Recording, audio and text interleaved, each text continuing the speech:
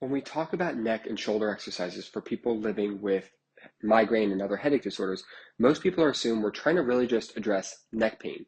They think about addressing weakness, joint restriction, limited range of motion. And yes, those things matter and we are trying to address them, but those are only the surface layer of things we're really trying to do for migraine. Because remember, migraine is much deeper than just, it's not a musculoskeletal disorder. Migraine itself is described as a sensory processing disorder. Now, your muscles just aren't tissues that move. They are sensory organs as well, right? Every time we move a muscle, there is sensory information that is going back to your brain.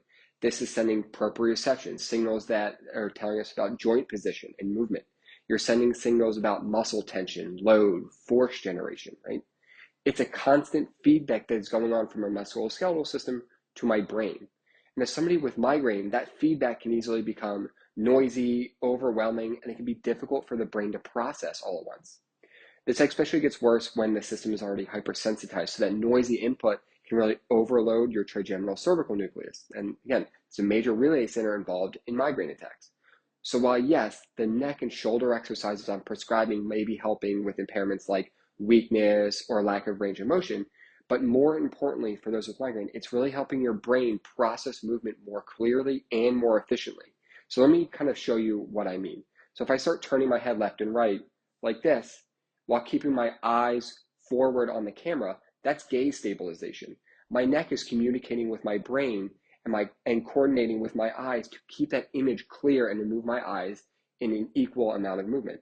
Now, if I start moving my head faster, like this, now I'm engaging my visual system, my neck, but I'm also engaging my vestibular system. So it's three systems I'm having to work to integrate. My neck, my eyes, my inner ears, I'm communicating smoothly to keep my world stable and focused.